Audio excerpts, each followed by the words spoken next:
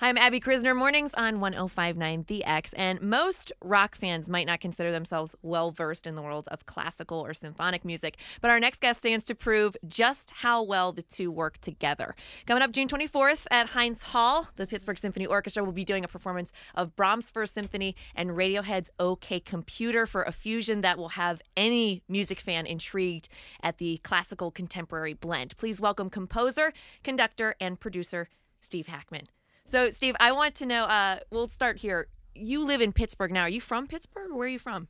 I am from the suburbs of Chicago. Just moved to Pittsburgh about 6 weeks ago. Very similar city sometimes in vibes. It's like Chicago's a bigger Pittsburgh if you're starting to get a vibe of the people around here. Definitely. Yeah. Now, I want to start from the beginning with you before we really get into the show. When did you start playing? I'm always assuming that people that have music theory really started at a young age. I started playing piano about 8 years old. My parents bought one, I think, for my sister to take lessons, and I just kind of started playing by ear, really. So that was the beginning, I guess. That's interesting, too, to play by ear and then become such a fan of classical music because there's so much music theory there. Sometimes those are things that you're trained to stop doing. Yeah, I think, my parents weren't musicians, really. They liked music, obviously.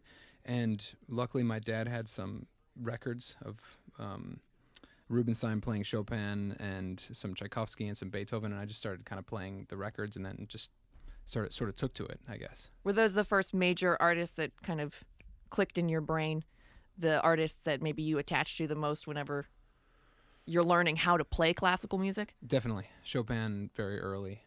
Yeah, I really fell in love with that music, and in fact that album of pieces, without knowing it through my career as a pianist, I sort of learned all those pieces.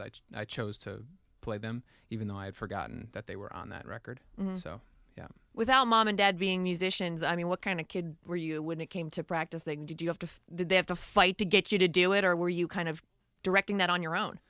Yeah, a little bit on my own. I mean, lessons were on Friday, and my friends' pickup football game was always on Friday as well, so I always had to come late to that. So, but besides that, I enjoyed it, and I was practicing a half hour, 45 minutes a day. It was nothing.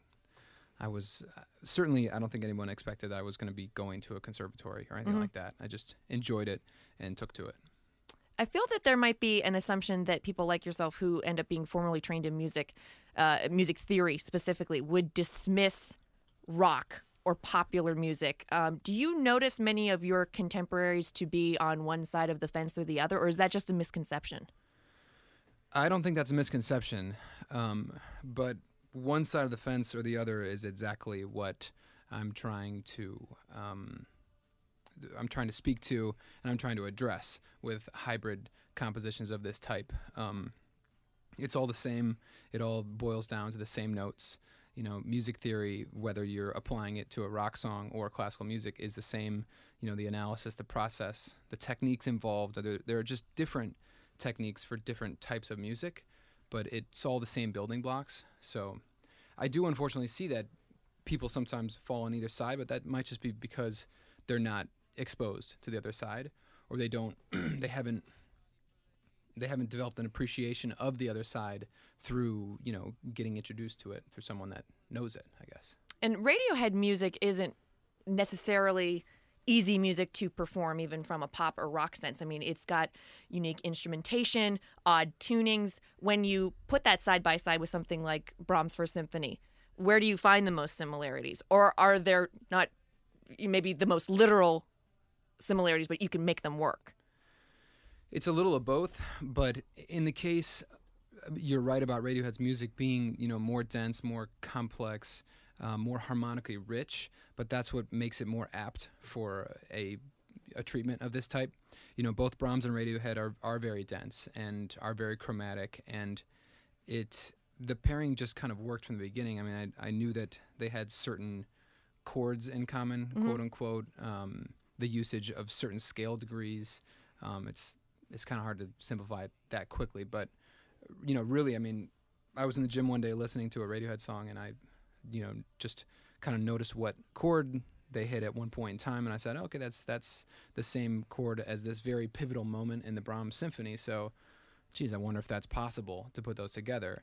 And in fact, I'm talking about No Surprises, the song, and that's my favorite Radiohead song. That's awesome. Oh well, yeah. So I mean, if I had a piano, I'd jump on it and show you. But the penultimate chord in the second movement, the beautiful slow movement of the Brahms, is the same minor 4 chord. If I can like really geek out here, I love it.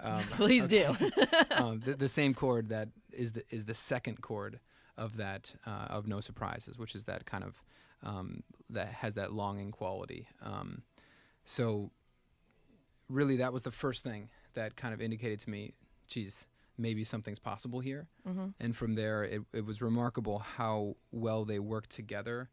I mean, I can't claim that they have that many more chords in common, but just the quality of the music and the weight of the music and the balance of light versus dark, which I think both really favor the dark, emotionally tense moments, Mm-hmm. made the pairing work.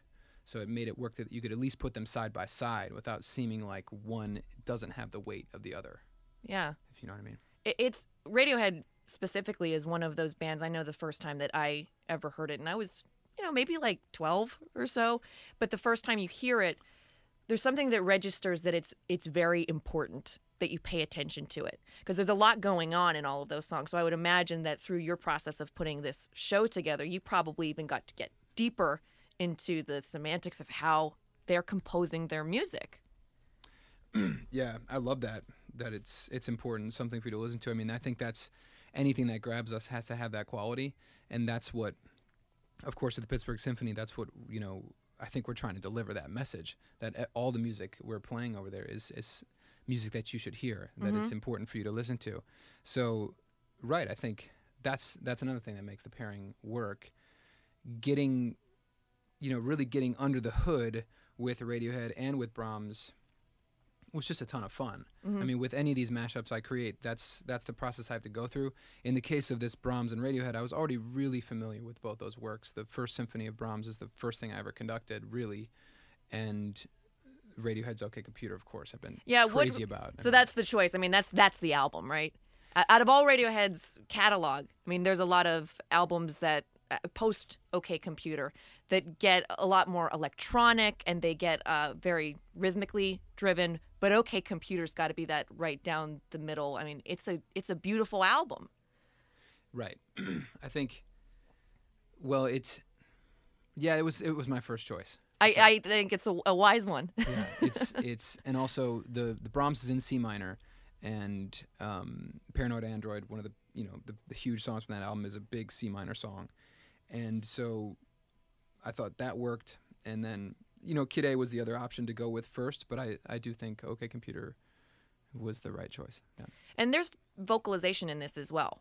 I wasn't actually expecting that when I got to listen to a few clips of your performances in these fusions. I mean, I was thinking, okay, well, this is just going to be symphony and you're just going to be able to find the songs within your compositions. But there are singers on stage, right?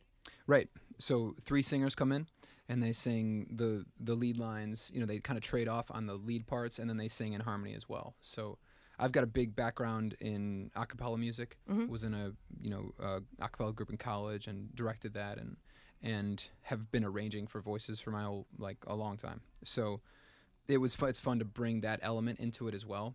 And it's kind of a retreatment of the Radiohead in a way. You don't expect 3-part harmonies on Sure. a Radiohead song, really. You expect just Tom York, carrying that lead. But it's just another way to kind of bring in who I am as a musician, and then also bring in a kind of interpretation of the Radiohead. And this concept of fusion, it's really not the first one that you've done. You've done a couple, haven't you, with more rock or contemporary artists? This was really the second large-scale mashup that I wrote. Prior to that, it was a lot of smaller things, like 4 to 5 minute pieces.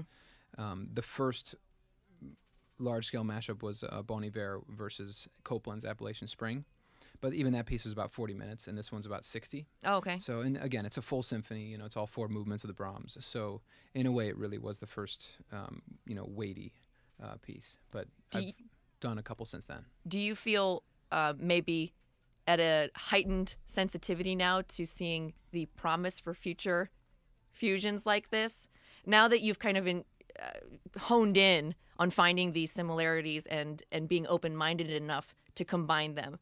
Now, if I don't know if you have an iPod or not, or if you're listening to something on Spotify or you're listening to something on the radio, does it kind of just heighten that awareness now? Where you're like, oh, I can do that too.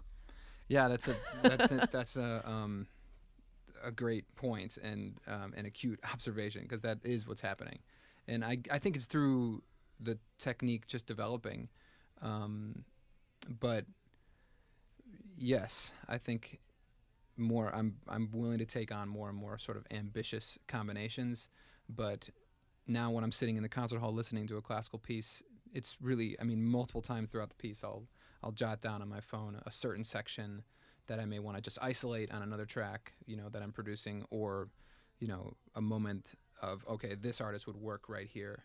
So, yeah, I guess my brain is really tuned into that, my brain and my ears. That's a lucky brain to have. Yeah. Well, it's a unique opportunity for folks, especially in our ex-audience who consider themselves rock fans and fans of Radiohead, to expand their musical horizon. So we thank you for coming in today and for talking to us about this June 24th show. Thank you very much, Steve. Been my pleasure. Thank you. And Steve Hackman, conductor and composer, and the man that will be bringing the worlds of Radiohead's OK Computer and Brahms' First Symphony together for an ear-opening fusion on June 24th at Heinz Hall. Get tickets and all information at pittsburghsymphony.org or call 412-392-4900. And I look forward to seeing you there, Steve. I'm really looking forward to this performance, so thank you. Oh, I'm glad you're coming. That's awesome. I absolutely will. It's Abby Krizner on 105.9 The X.